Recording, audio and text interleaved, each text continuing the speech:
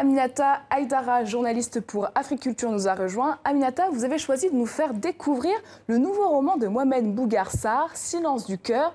Le romancier s'attaque à la thématique brûlante de l'immigration.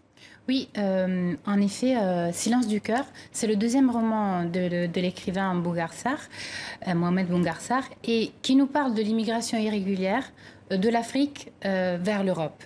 Il le fait à travers l'histoire de 72 hommes, 72 migrants venant de différents pays d'Afrique, qui s'installent dans un village en plein milieu de Sicile.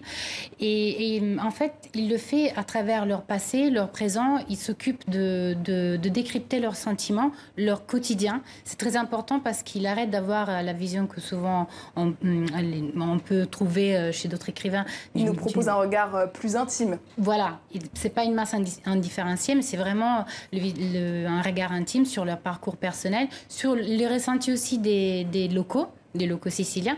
Donc, il s'occupe de montrer ce silence du cœur, dans le sens le silence de qui ne peut pas s'exprimer, de qui a des souffrances enfuies, ou aussi le silence de qui a un manque d'empathie, voire d'agressivité, et enfin, qui a une sorte de haine vis-à-vis des migrants. Il interprète tous les degrés de l'accueil, on va dire. Et il utilise plusieurs formes narratives dans un même roman. Expliquez-nous. Oui, il utilise plusieurs voix, donc il y a une voix narrative de base, on va dire. Et ensuite, il y a plusieurs parties qui sont confiées à un journal intime, ou bien à des actes judiciaires, à des papiers journalistiques, et aussi une pièce de théâtre, on peut trouver aussi à l'intérieur. Et justement, Sarr est en train de s'imposer comme une figure montante de la littérature. Oui, c'est son deuxième roman, on l'a dit. Et le premier, Terre Sainte, a reçu deux grands prix, le prix du roman métis et le prix Kuruma, et en 2015. Et en fait, la spécificité de Sarr, c'est celle de se définir un écrivain qui est un historien du détail présent. En fait, c'est ce qu'il souhaite, c'est-à-dire s'attaquer toujours à des éléments de l'actualité pour nourrir une réflexion plus profonde, pour porter à la surface des sujets. Et justement, comment il arrive à pousser le lecteur dans ses retranchements ? Par rapport à l'actualité? Par exemple, dans Terre Sainte, il s'était concentré sur la thématique de l'intégrisme religieux au nord du Mali. Il avait questionné des thématiques comme la justice, le sens de la responsabilité, la lâcheté, le courage, etc. Voilà. Et sur le thème de la migration, quelles questions il a posées? Il a posé plusieurs questions. Par exemple, il s'est intéressé aux thématiques comme le vivre ensemble. Qu'est-ce qu'est un migrant? Pourquoi on le définit comme ça alors qu'il s'installe quelque part? Et c'est pour ça qu'il décide d'ailleurs de donner aux protagonistes de ce roman le nom de ragazzi, qu'en italien signifie jeune homme, et de comprendre aussi la signification du mot attente. Pourquoi l'attente peut usurer les relations entre ces personnes et les locaux qui les accueillent? Pourquoi l'attente empêche d'envisager un futur sans document, par exemple? Est-ce que finalement sa force n'est pas de coller à l'actualité pour permettre une réflexion?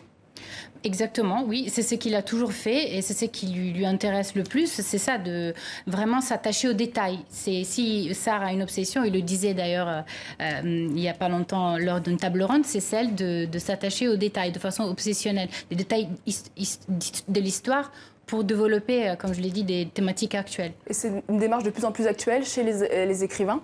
Oui, exactement. Et c'est ce que j'ai pu constater aussi en fin octobre lors d'une table ronde organisée par les universités de présence africaine.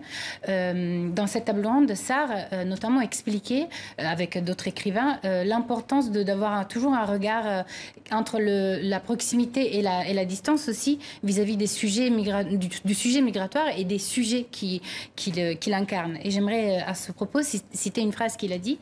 Il a dit « J'ai partagé des matchs de foot, des repas avec les migrants rencontrés en Italie, mais j'ai aussi pris la distance nécessaire et peut-être la cruauté de dire les choses pour ce qu'elles sont et pas pour telles que je voudrais qu'elles soient. » Donc c'est très intéressant ça, parce que c'est vraiment un souci de réalisme qu'il a eu et qui lui empêche, disons, de plonger dans deux pièges, le piège du misérabilisme, comme aussi le piège d'un détachement froid. Voilà. Merci Aminata. Silence du cœur, deuxième roman de Mbougar Sarr, est paru chez Présence africaine cet automne et votre confrère Amidou Anne en parle sur africulture.com. Mais Aminata, restez avec nous, ce sujet est dans la même tonalité, culture et migration. On prend la direction de Paris où un atelier accueille les artistes en exil. Dans ce lieu unique, ils ont un espace pour créer, créer, échanger, mais aussi recevoir un soutien psychologique et administratif. Pascal Achard et Martin Van Den Bosch les ont rencontrés.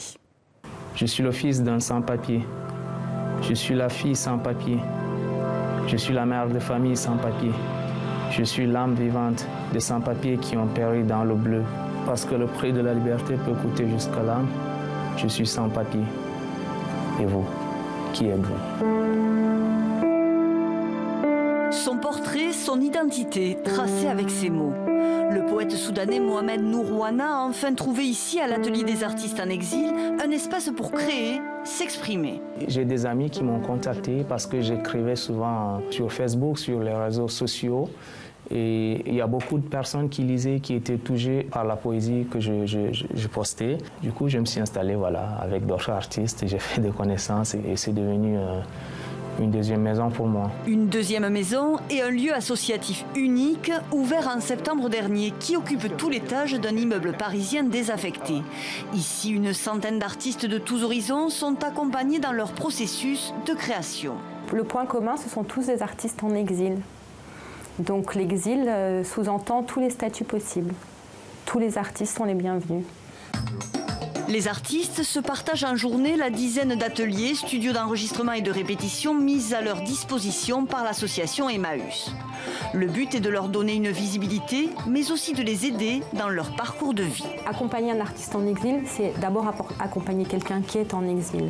Et pour ça, on a constitué maintenant un pôle de personnes militantes, que ce soit des avocats, des assistantes sociales, des psys, qui sont OK pour travailler avec ces personnes-là de façon gratuite. La question d'aujourd'hui, c'est comment est-ce qu'on pérennise cette expérience, comment on lui permet de se développer. Et on veut ouvrir une classe de français, on voudrait continuer à accompagner de mieux en mieux tous les artistes qui sont à l'intérieur. Car ce havre de paix reste éphémère, les locaux sont menacés de destruction. En attendant, des amitiés et des projets solides se construisent ici et les artistes viennent de plus en plus nombreux. Mohamed Nourouana, lui, a mis ses poèmes en musique et écrit son deuxième roman, témoignage sur les conditions de vie et d'accueil des réfugiés en Europe.